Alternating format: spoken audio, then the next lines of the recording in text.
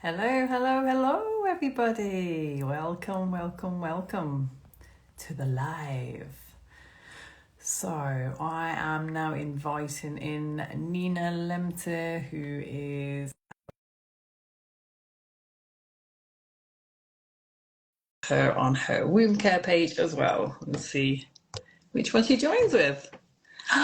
She's joined. So, today's talk. Oh, yes, she's here. Hi. How are you, Nina? I'm really good, thank you. How are you? Amazing. Yeah. So it just feels amazing to be here and away from parenting duties on a 9 p.m. on a Monday. Exactly. So it'd be great to obviously do some introductions. So Yeah. yeah, go ahead. Okay. So, hi everyone. I'm Nina Lemtier, and I'm a nutrition lifestyle strategist. And it's been an incredible journey of self-development from the time that I was diagnosed with fibroids. Um, and it was a real shift in my awareness of lifestyle, how to manage stress, all these concepts that I'd never even heard of. So it all kind of started when I was told by the doctors that I'd be lucky if I could have one child, which was really, it came as a shock because I always thought I could just have kids when I was ready. Um, and I had one of my fibroids was as big as a football. So it was a big shock to know, I had these non-cancerous tumors growing inside me, and it was obviously very traumatic and scary. So in the end, I had to have the large ones removed because they were causing my miscarriages.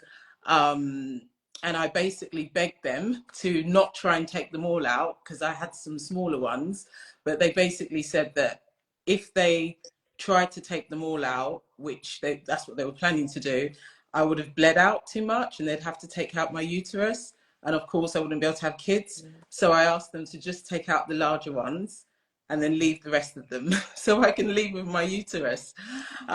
So going through all of that was really traumatizing. And I had to change my lifestyle. I admittedly, I was really in a bad place health wise.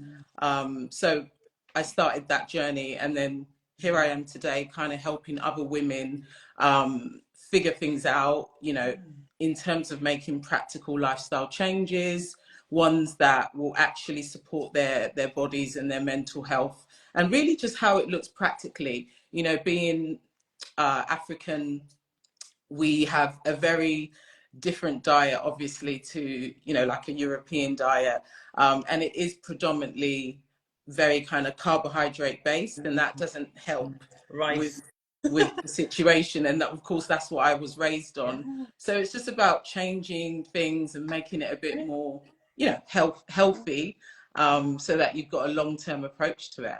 Wow, I love that. Oh my God, what a fantastic introduction. I love that. Straight to it. I love that. There's no shame in it. You're just owning it, aren't you?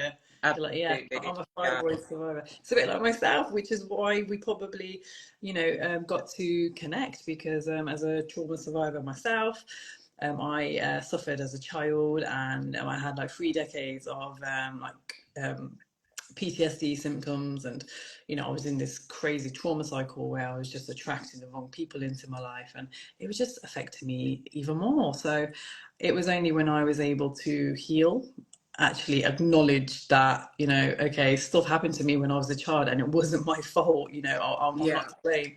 It's only when I actually realized that, and that was when I in my early 30s, that I just went on this amazing journey of growth and personal development and spirituality, and just being aware of the struggles that I encountered throughout my whole life. Just understanding why I encountered those struggles was enough for me to heal.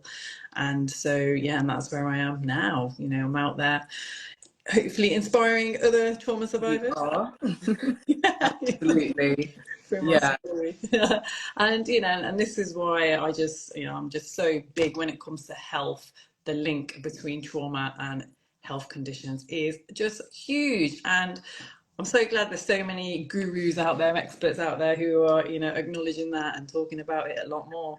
Mm. And, that's why we're obviously here today, because I wanted to definitely talk more about that, about the link between fibroids and trauma. Yeah. And I think, you, as a survivor yourself, as a trauma survivor Mm. yourself, I feel like it's important for you to share, your journey with us today as well. Yeah. So tell us about your life. Tell us what led to the fibroids. Yeah, that's a good question, because without it's genetically, I've got a high risk genetically. That's the first thing, because my mum doesn't have it, but my aunts had it really bad, but my sisters didn't have it. But there is a high risk genetically.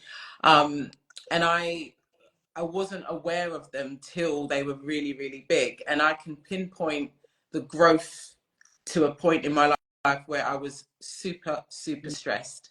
I was, living on handouts. I was in a really bad place, relationship wise. It was just a really toxic time. And I had gone through a few experiences, that weren't ideal as well, relationship wise. And then I kind of, interestingly enough, had stage 2 screening in regards to cervical screening, which was a worrying time. And then after that, it was fibroids, because I was kind of getting, so it was a real back-to-back horrible time.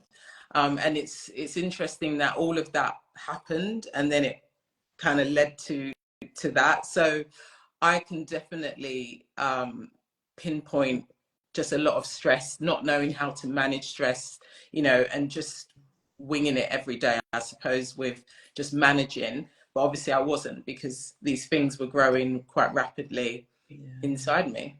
Oh boy. Yeah, absolutely. And there's always a trigger, isn't there? I mean, can you pinpoint exactly where that trigger was? I think it was a Mm, relationship that mm, was, a bit violent, and, you don't really, I'm not someone that talks about stuff when it's happening. I wasn't as open as I am today. okay. So I'd keep everything to myself. My sisters wouldn't even be aware of anything. And I think, yeah, just having that way of dealing with things doesn't help, not having conversations about things. So I think that would have been probably The trigger. the trigger. Wow. Yeah. Interesting, yeah, because I went through a phase where my hair was falling out, and I realised that, when I did the maths and looking back and what might have triggered that, that was an emotionally abusive relationship as well, you know, Wow. with a Yeah. narcissist, who really, I was betrayed and deceived, and I had insomnia, and I just went into severe depression, and as a consequence of that, Mm. my hair was falling out. God. And it's just, yeah, so there's just a huge link. And, there's been a lot of studies shown as well, when it comes to any kind of reproductive condition, like endometriosis is a big one as well. Mm. Like it was Gabor Mate who actually said on one of his talks that, anyone who has endometriosis has been sexually abused as a child. Wow. Yeah. Wow.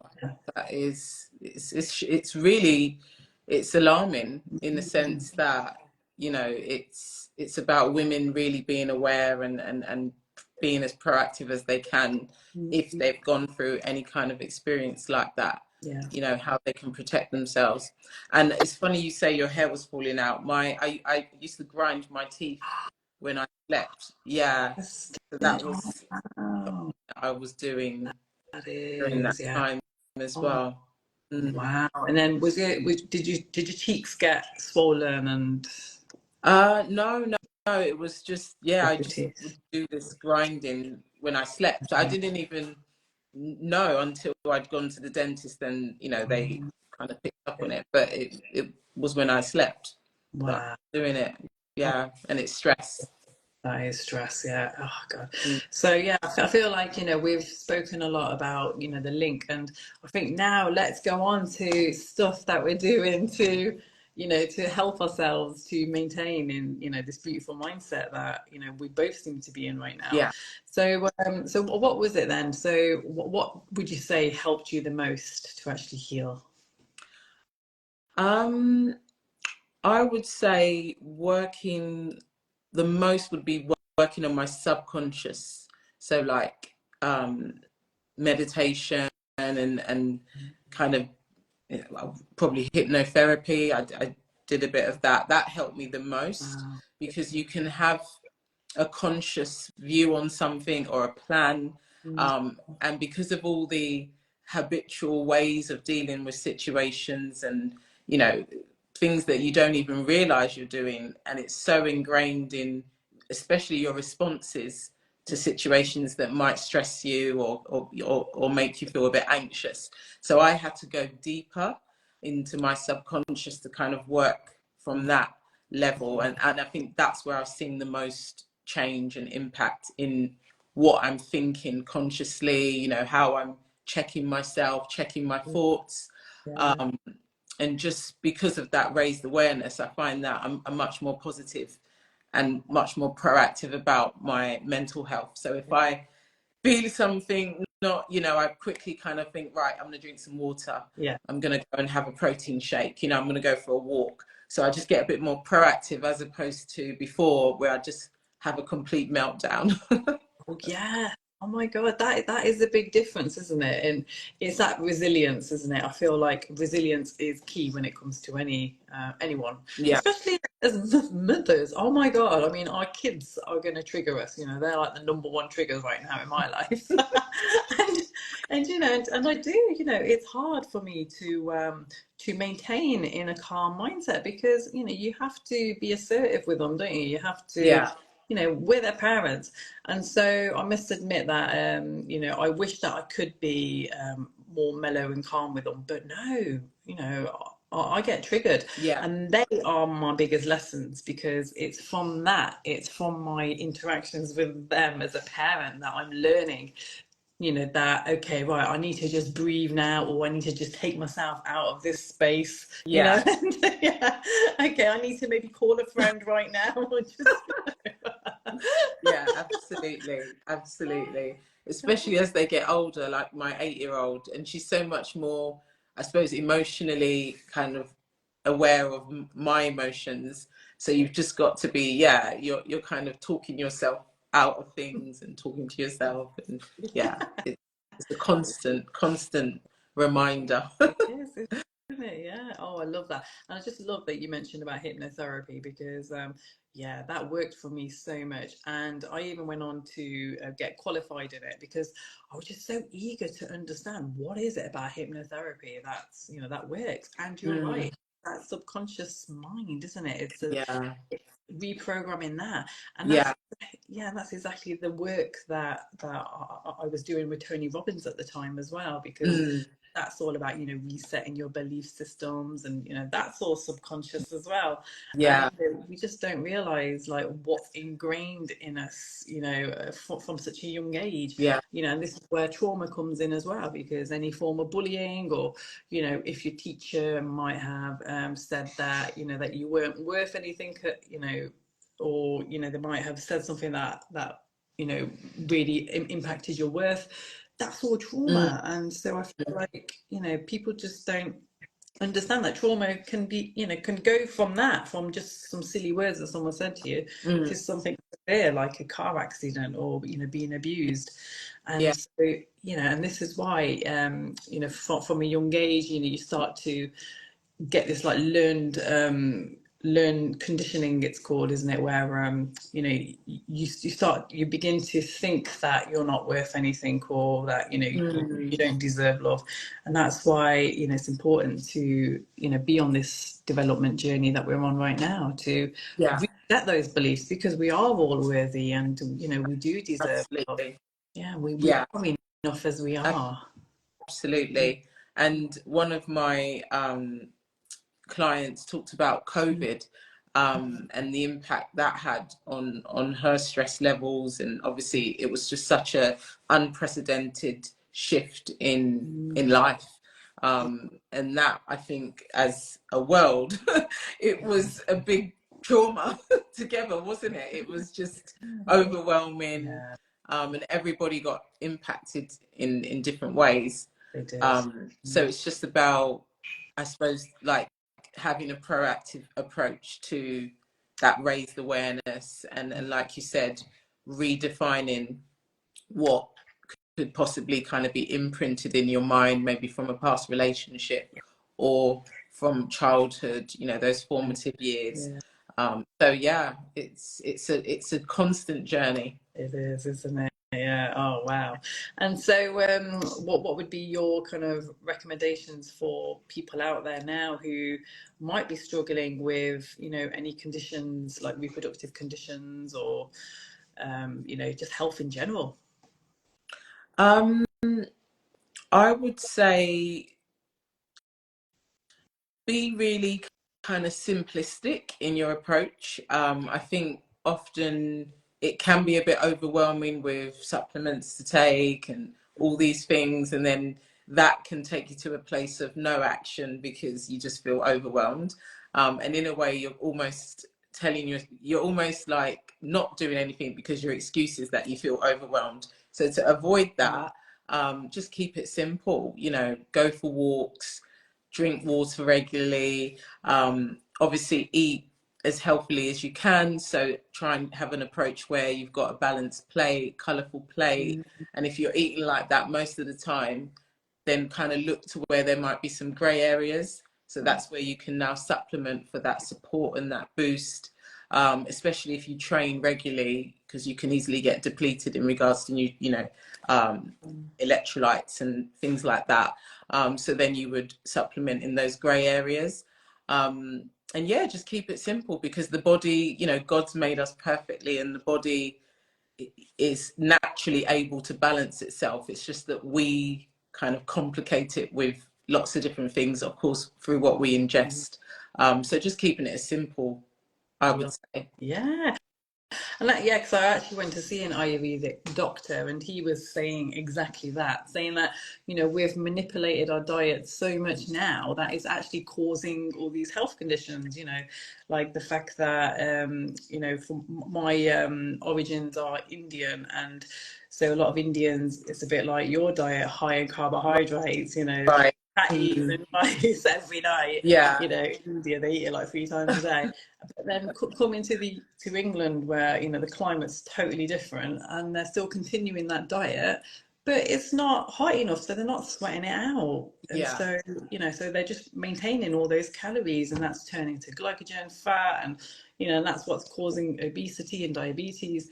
But if we just went back to maybe like 3 generations with how, like in England, how the Brits were eating back then, that's the diet that we need to be sustaining, because that all consisted of, just like natural vegetables and fruits that were growing in whatever Yeah. season.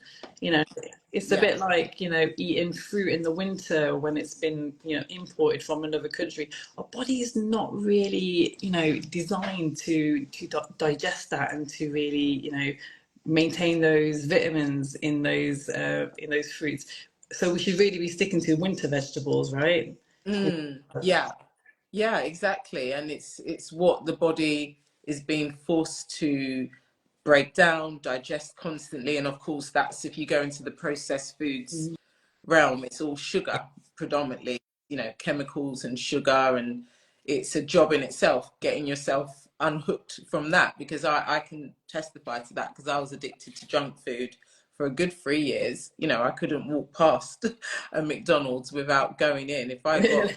yeah, if I got just the smell of it, I was in, Oh, wow. saying to myself, oh, I'll only get chips. I'll just get chips. And then I'm walking out with a meal and an apple pie. But it's addictive. That's the point. And they know it. They know whatever they put in it is very addictive. Wow, yeah. But I love how, we've gone from mental health to food, because food is mental health, whatever Exactly. we ingest. Yeah, It's exactly. like, Everything, what, it's over 70% of our immunity resides in our gut. yeah. And that's linked directly to, our hormones, our brain. And it is whatever you eat can trigger you. You know, if you're eating poorly, you're probably feeling poorly, and you'll probably be in a really kind of negative space, negative mindset. Yeah. Yeah, so I suppose a lot of your work consists of that, making sure that that the diet's fit for whoever's come to see you. And I suppose everyone's diet's going to be different anyway as well. It depends on body type, depends on energy levels as well. Yeah, So I suppose those are factors you have to consider anyway, don't you, for yeah. your clients? Yeah, Mm, absolutely. A personalized approach to, mm. your background, your lifestyle, and things like that is key. And just not comparing yourself, and just because ultimately you have to enjoy what you eat and enjoy your life, and that's Yeah, the main thing. that Yeah. is, isn't it? Yeah. Oh wow, fantastic. So I think we've covered quite a lot today. Did you have any other Oh, questions? right, yes, I did have a couple of questions for you. um, so what would you say, how long can the effects of trauma kind of remain dormant for, would you Wow. say, in your experience? So I've also kind of heard this on through research as well. They're saying that really, like in for women in particular, it's 3 decades. So if you were abused as a child, which is what I was, and it takes up to like 3 decades for you to actually really kind of remember what happened to you, and to for it to actually come out, Right. because you suppress it as a child, don't you? Mhm. Because it's like a coping mechanism, and then that's it. It just it's hidden inside of you, and Yeah. and then obviously it's coming out. As we're getting older, and it comes out in awful ways. Like that's what causes addiction, and it causes promiscuity, and it causes just all these mental health conditions, and then you just don't realize that why you feel so alienated and so different to everyone. Mm. And then it's only when you probably you might hear someone on a podcast talk about it, and you might get triggered then, thinking, oh, okay, something happened to me as a child. and, Mm. and I know in my case it was in a relationship where I just couldn't get intimate with a partner, because Mm. like PTSD symptoms is like like sensory. Like I was actually smelling my perpetrator on my partner, Oh, which wow. really, yeah, and that was bringing back all the memories which were hidden, which You I, I, locked away. I'd forgotten Mm. about, yeah. So that was a massive thing for me, and yeah, so I guess for everyone, I hope you don't have to wait that long for survivors out there. I hope it comes out sooner, Yeah. so that your life's not impacted so much, and and that you can actually heal and live a more fulfilling life. So Yeah, yeah, absolutely. Yeah, no, that's definitely interesting, especially when I think about how because my trauma was more be wanting to be accepted and being bullied, and that yeah. was kind of a big thing for me. And I never, if I'm honest, I'm still not over it. Yeah, But you just yeah, learn to keep pushing and not giving up, and just not allowing the past to define yeah. your present and your future. It's a constant battle. It No, is. it's great Yeah. to hear from you. Thank you so Oh, much. thank you. Oh, lovely. Yeah. And thank you everyone who's joined us today as well. We've had some comments in the talk. Thank And you. Leanne, yeah, Leanne Victoria, hi. Hiya. Hi. Yeah. And yeah, I don't know if anyone else has any questions, then please do feel free to DM us, or put it in the comment, because this video will be posted on Instagram. So please do feel free to join and to ask us whatever you like, because at the end of the day, we're here to help, and we're here to be there for you and to heal. Absolutely. Yeah, it's a journey, and I think the main thing is don't suffer alone. Every day is an opportunity to do something different, and just empower yourself, and have a conversation that can open up more and just lead you in a way that you don't feel alone. Yeah, So, yeah. absolutely. Yeah. Oh, thank you so much, Nina. It's been an absolute honour to have you Yeah, on, and yeah, I'm sure we'll do another live very yeah, soon. definitely. Thank you, Anu. It's a pleasure. Oh, You're amazing, likewise. very Thank. inspiring. Oh, bless you. Thank you. Thanks, everyone. We love you. Bye. Bye. Bye. Bye.